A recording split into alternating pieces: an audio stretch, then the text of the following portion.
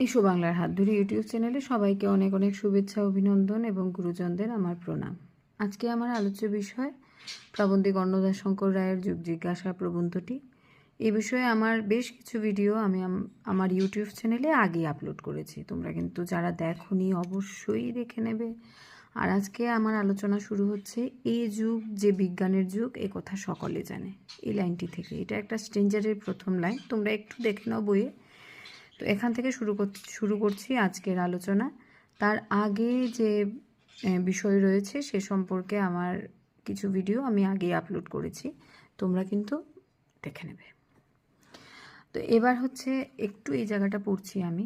এই যুগ যে বিজ্ঞানের যুগ, এ কথা সকলে জানে, কিন্তু তার চেয়েও বড় কথা মানবিকতার যুগ, যাকে বলে হিউম্যানিজম। তার লক্ষণ হলো সমাজের চেয়ে মানুষ বড়, সম্প্রদায়ের চেয়ে মানুষ বড়, শ্রেণীর চেয়ে মানুষ বড়, সংঘের চেয়ে মানুষ বড়। আগেকার দিনের মানুষের চেয়ে মানুষের সমাজ ইত্যাদিকে বড় করে দেখা হয়েছে। আগেকার দিনের মানুষের চেয়ে মানুষের সমাজকে বড় করে দেখা হয়েছে, এটা বোঝাতে চাইছে এখানে। নারীকে, শূদ্রকে, কৃতদাসকে নির্মমভাবে ছোট করে রাখা হয়েছে, যেন সেটা তাদের দৈব লেখন।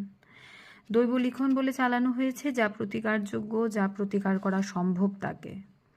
সনাতন বলে চালানো হয়েছে যা তৎকালীন তাকে। প্রাকৃতিক বলে চালানো হয়েছে যা কৃত্রিম তাকে।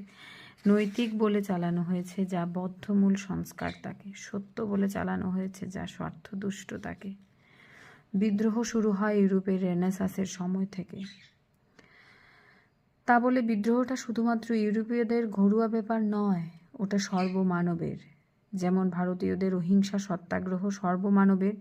বিদ্রোহের ঢেউ এক বন্দর থেকে আরেক বন্দরে পৌঁছালেও সেটা বন্দরের ঢেউ নয়, সমুদ্রের ঢেউ।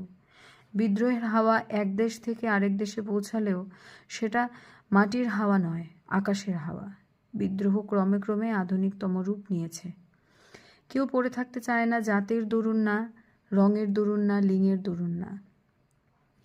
অনেক যুগের জমে থাকা পাপ এই যুগেই সাফ করতে হবে, তা সে যুদ্ধ করেই হোক, বিপ্লব করেই হোক, বা আপোষেই হোক, বা বন্ধুভাবেই হোক। শ্রেষ্ঠ উপায় অবশ্য বন্ধুভাব বা অহিংসা, নিকৃষ্ট উপায় যুদ্ধ।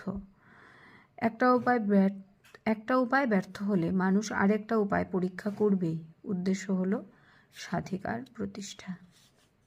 তো এতটুকু অবধি আমরা আজকে একটু আলোচনা করব কি বোঝাতে চাইছেন অন্নদাশঙ্কর রায়।